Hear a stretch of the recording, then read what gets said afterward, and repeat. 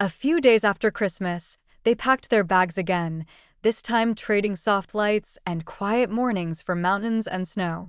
The drive to the ski resort felt different from their holiday evening at home, lighter, playful, filled with music and teasing about who would fall first on the slope.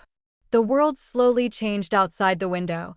City lights disappeared, roads narrowed, trees grew taller, and the air became sharper with every kilometer. By the time they arrived, dusk was settling over the mountains, and the cold felt clean, honest, almost refreshing. She stepped out of the car and inhaled deeply, smiling as if she had been waiting for this air without knowing it. The resort was alive with motion. Skis clicked against pavement, laughter echoed between wooden buildings, and lights traced warm lines against the dark slopes. Their room was simple but perfect, a balcony facing the mountains, snow piled quietly along the railing. They didn't rush anywhere that first evening. Instead, they changed into warm clothes and walked through the village, hands brushing, bodies instinctively close.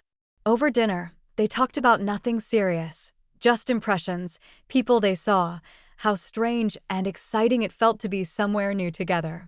Desire lingered beneath the surface, subtle but present, fueled not by urgency but by shared anticipation. The next morning brought bright sun and crisp cold. On the slopes, everything felt louder and sharper, the wind against their faces, the crunch of snow, the rush of speed. She was nervous at first, laughing through her fear, while he stayed close, steady and patient, encouraging without pushing. When she fell, he helped her up, brushing snow from her jacket, their faces close enough for breath to mix in the cold air. With each run, confidence grew, and so did something else, a shared thrill, a sense of partnership that went beyond romance. They weren't just a couple here, they were a team. Afternoons were slower. Hot drinks in wooden cafes, cheeks still red from the cold, boots drying near heaters. They talked more deeply then, about how strange it was that peace and excitement could exist together, about how the mountains made everyday worries feel smaller. At night, back in their room, the energy shifted again. The quiet intimacy they had discovered during Christmas returned, now mixed with physical closeness born from tired bodies and warm showers. Touches were unhurried, familiar yet charged, shaped by trust and the safety they had built together. Snow fell outside as if on purpose, muffling the world so they could stay inside it. By the end of the trip, neither of them wanted to leave. Not because the resort was perfect, but because something important had settled between them. Christmas had taught them how to rest together. The mountains taught them how to move together. As they packed their bags and looked one last time at the snowy peaks, she realized this wasn't just a vacation. It was another chapter, proof that love could be quiet or wild, still or fast, and still remain the same at its core, as long as they chose each other wherever they went. Leaving the mountains felt heavier than either of them expected. The morning of departure was quiet, filled with slow movements and glances that lingered a little too long. They packed their bags without speaking much, each aware that something important had happened there, something that wouldn't simply fade once they returned home. As the car rolled away from the resort, the peaks disappeared behind turns in the road, but the feeling stayed, settling somewhere deep and steady.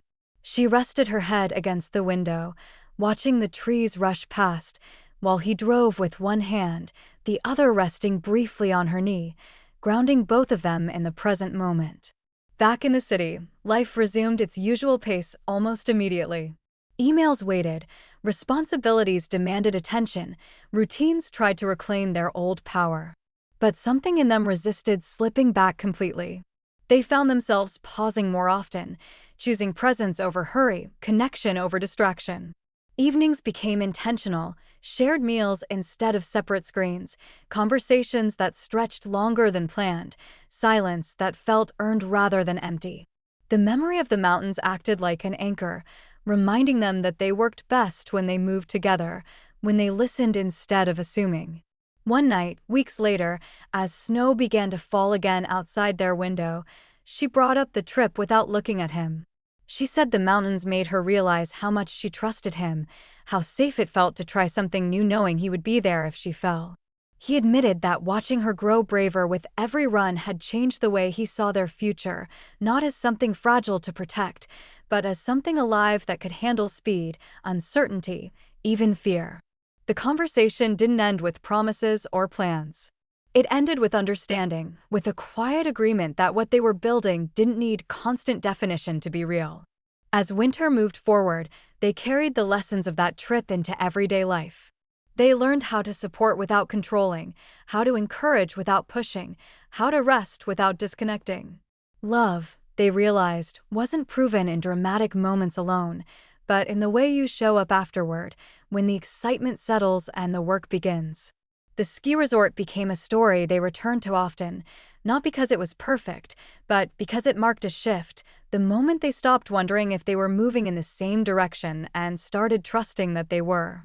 And long after the snow melted, that trust remained, quiet and strong, like mountains remembered even when they are no longer in sight.